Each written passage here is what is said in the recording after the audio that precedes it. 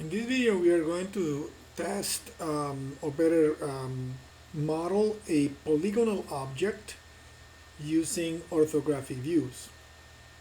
And I have taken this figure, this Lego man, and I am going to use it as my reference to model this exercise.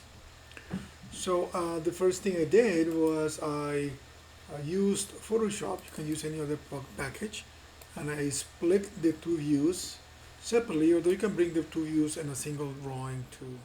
You see my other views there, right there.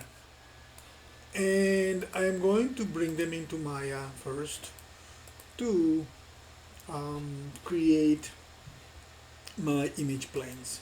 So I'm in Maya first, but before I start, I am going to create my project, set up my project. I'm going to say File, Set Project again. Remember we said before, we want to create a project per each project that you have, any thing that you do.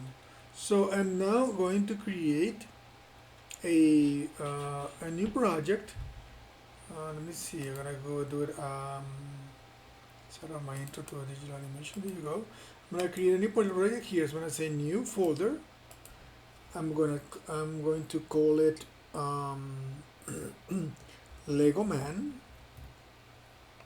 So that is my project. I'm going to open it up and I'm going to select that folder. It asks me to create a workspace. I say yes, create a workspace. And then we will do again, we say set project window. That way the Legoman project will be in that location on my computer and it's going to create all those folders inside of it. Accept. Great. So I have set up my project. Now I'm going to save my file. Right now there is no file, so I'm going to save my file. It's going to go into the scenes folder right away inside of my Legoman project, and I'm going to call it Legoman model. And then save. So right, so I have of course a blank opening file. So I'm going to bring those two image planes. So I'm going to do one on the front view, and I'm going to say view image plane import image, and I'm going to go under my source images. I don't have anything there, so actually I have to go back out and find my two images, and I'm going to copy them and I'm going to put them in my Legoman source images folder. Always you have to put them there. Don't go and link the images outside of that folder. So I'm going to get the front view open. There it is.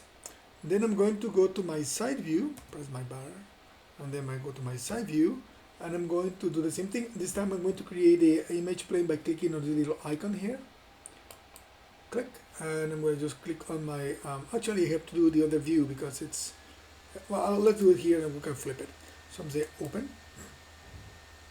And there we go, we have them. They're very, very tiny. Each one of them is like 3 centimeters tall, almost like an inch tall. So that's too tiny. The drawings are very, very small. So I'm going to scale them up both so that I'm going to select both image planes. You can select them here in the outliner. I'm going to use the scale tool and I'm going to scale them up. Let me see, do it in the front view. So they are about say 10 units tall, meaning about 4 inches.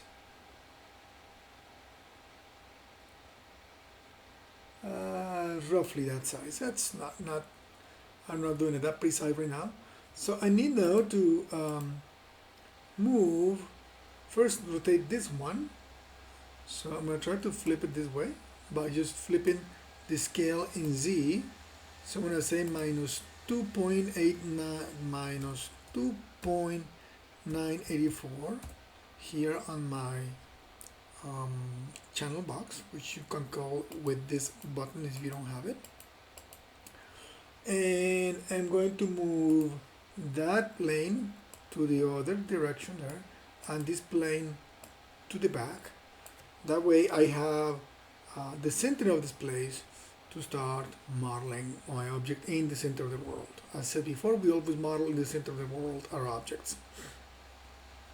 Okay, so I have my scene. I'm going to save it there so I can just start from there. And from this point on, I'm going to start doing increment and save. Right, so I'm going to just split my screen in two. That way I can work on two views only and not four at the same time. So I'm going to click on my button right here. So I have my perspective view and my front view right there. Now, if I need to change, because this one happened to be not the front view but any other one, I just simply need to go to change it there and pick, either the side or the top or whichever view you want it to be. In my case, it works because it's not the front view, that's the one that I need. I'm going to hide for now the grid so that it doesn't become that annoying. I can bring it back on just by clicking on that icon. And I'm going to hide it here on this one too, so I have my drawing better. I kind of have my drawing made some changes to the original drawing. I got this online for this exercise, but this drawing has still some guides for access points, and it gives us some good information for the exterior of the object. So I usually start with the biggest component of my object, which is the the most prominent part, which is I'll start with the body. So the body, as you can see, is a squarish looking shape. It's more like a trapezoid. So I'm going to always you start from a cube. So you click on a polygonal model, a cube, and I'm going to simply scale up the cube.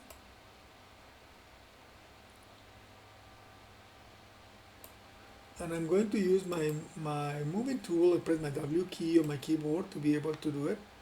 That cube actually came, when it was placed, it was on the XYZ center of the world, which my drawing is not in the center of the world because you see, let me turn on my grid one moment. My object is not in the center of the world, so I'm actually going to move it to match the guide of the center of the object with the center of the world. That way my drawing is aligned with the world. Alright, so I just made a cube there to make the body, and what I'm going to do is now I'm going to scale that object to match the height of my characters of my toy's body or torso. So I'm going to scale it there. I can change the shading and look at the wireframe, which is clicking 4 on the keyboard, and you can see it right there. Or if you prefer to keep it, smooth shaded, that will be 5 on your keyboard too. So I'm going to move it down a tiny bit just to match the best I can, and that one sort of matches the height, but it doesn't match the front. So I'm going to just widen it until it roughly matches the front. The drawing is not perfect, so I'm going to keep it like that. The way I'm having it symmetric. Okay, now I have to correct the side view because the side view is still a cube. So roughly I match the bottom part of the torso. Now I'm going to do the side view. On the side view, I'm going to change this panel from perspective to the side view temporarily.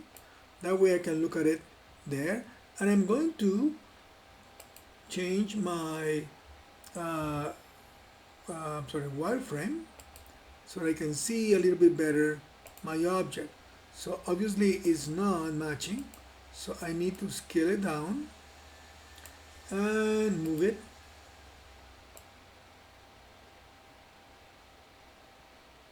I can scale it back up on the Z a little bit.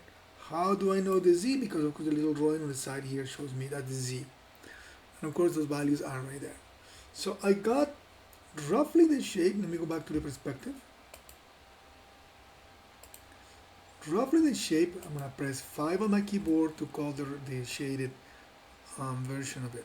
So the shape on the side matches, the shape on the front matches roughly. I can also look at it in X-ray mode. That way I can see through. Makes it a little bit easier for me to plan. Alright, so there are multiple things going on there on that chest, and I'm going to keep it simple, but we are going to be doing using here for modeling the toolbox. You can always, under the model menu set, of course, you can always use the mesh tools, which are many more from compare these ones. But to start this one, on the toolbox, modeling toolkit actually should work fine. So what do I need to do? My drawing shows that at the bottom, yes, has that width, but at the top is not that. So I need to change that. So how do I change that? I can select the object, and I can select, right click on it and select by vertex. So I'm going to select the vertices on this side. I'm going to grab my move tool, and I'm going to move those to match the side here. The other side needs to be done too, so I can do that. But I'm going to actually undo that, and I'm going to do a trick to make it work better. So I'm going to see on my channel box, I can turn on symmetry on objects. Let's see, try objects Y. See if that works. Y becomes the axis, right? So let's see if that actually not only Y, so objects X, from X positive to X negative. So let's change that. Object X, there we go. So I'm going to select these two vertices by selecting on top of just making a square around them. I select the front and the back, and right away it got selected in the symmetry on the opposite side. So now I'm going to go and scale that one back, and you see that the shape looks a little bit better. My drawing is not perfectly done, I can tell, because it's wider on one side than the other one. So I'm going to try to stay closer to the way it looks on my left side compared to the one on the right side. I will eventually have to do some modifications to it or something, but for now we're going to keep it that way. Okay, so I roughly have the shape of my front part.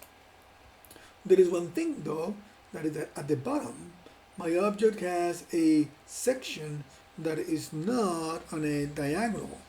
This lip at the bottom needs a section that is fully orthogonal or 90 degrees. So we need to insert an edge right there to do that. How do I do that? I can use the multi-cut tool to do that. So I'm going to just go and in the section where I need to do it, I am going to make a cut. You can see right away that the program develops or recognizes the tool, but I'm going to add another thing to it.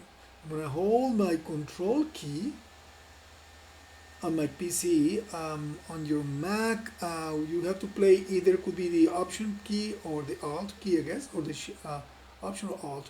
So you can see, you see under perspective view, while you're holding the option key, you see a loop all around your object. So I'm going to click with my mouse, left mouse button, and that generates a, just get out of the tool, generate a loop around the object.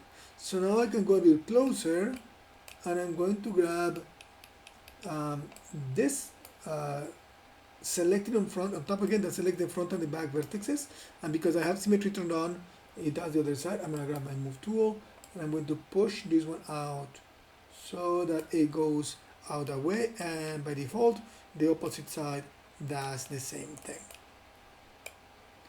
Okay, so that wasn't that painful. A good idea to save, increment and save my object.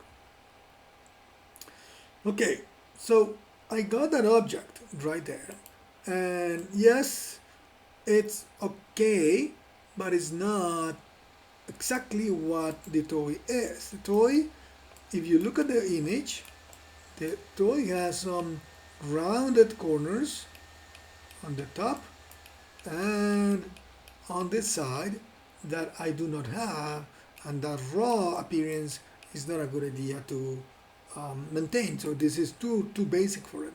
So what I'm going to do there is polygons work. You know, if you have edges closer together, you start getting good looking sharp angles. Right now this is a raw low res polygonal object. If I click or better, if I render out my object, and I have in motion version 1, but if I press 3 on my keyboard, I get to see the smooth version, the way Maya will render it out.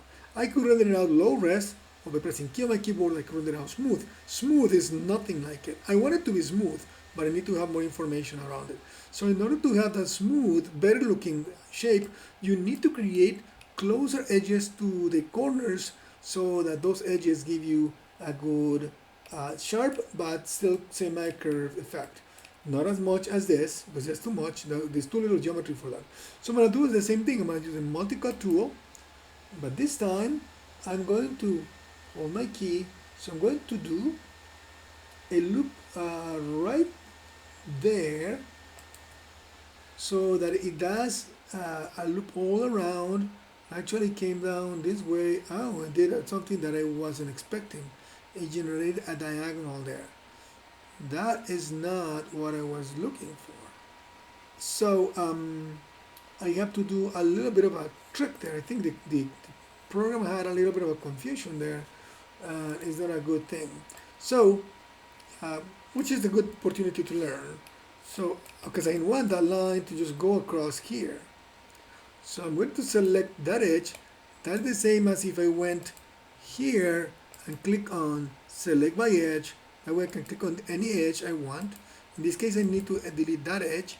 So I can say delete on my keyboard. But I want to start from now giving you a good advice to develop this habit. Every time you delete edges, don't just simply press delete on your keyboard, press Control Delete.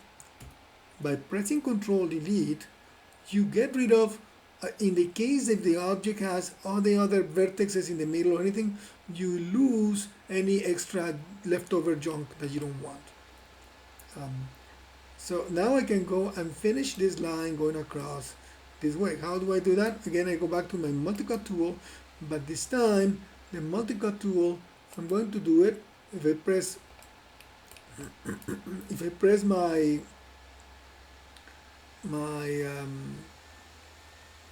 shift key, it should try to snap there. Actually it's not doing it. I just click there and then I'm just gonna try to snap it there and I hit enter. So manually I created that. The other one worked fine. I really don't know why I generated that weird looking object there. But so I have this. Let's press 3 on the keyboard again to look at it. It looks better, but not quite there yet. So I'm going to just press 1 on my keyboard one more time. And why not working yet? Because I need to generate a loop going around on the horizontal. So I'm going to do the same thing here. I'm going to hold my Control key and then click on it, and that does it there. So if I press 3 now, I generate a softer looking angle that matches a little bit better with the angle of my drawing. You can always, in mode 1, double click on the edge and try moving it. Of course that will change the shape of my object, but that will modify the effect of the look of the thing. So again, by just moving the object, the angle with the edge, you'll be able to get a different effect. Alright, so I got the body there. So if I hit 1, there is one extra thing there. If I hit this, you see I have this face here that has 1, 2, 3, 4 angles, but 1, 2, 3, but it looks weird. It doesn't look right. You want to have objects to have a good looking square or quad appearance. And the reason for that is because this object is being forced to generate that corner. So what I'm going to do is, if I press 3, you have it right there looking weird. I'm going to generate another loop on here and another loop right there so that the corner looks a little sharper and nicer. So I'm going to grab the tool again, hold my Control key right there, roughly there. That's good. I'm going to try it on the back too. I'm kind of eyeballing it to try to get the best effect possible. So when I press 3, you see now that my object has a bit, if I click away somewhere else, or I right click on it and I say select by object, I can look at the object a bit better. So that gives me a softer looking object. If I feel that it's too sharp and I want the corners to be less sharp, I just simply need to, in mode 1, double click on the edge and I'll just move it inwards a bit more, so that when I hit 3, that softens the result a little bit. So the more you separate the object from the corner, the better chance you have to generate a curve. Same with this one. If I double click on that edge and I move it inwards a little bit, that will soften the corner, the sharpness of the corner, so that will make the object look a little bit less rigid.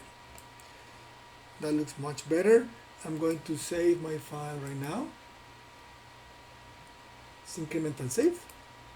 That gives me version 002, and we'll continue in the next video.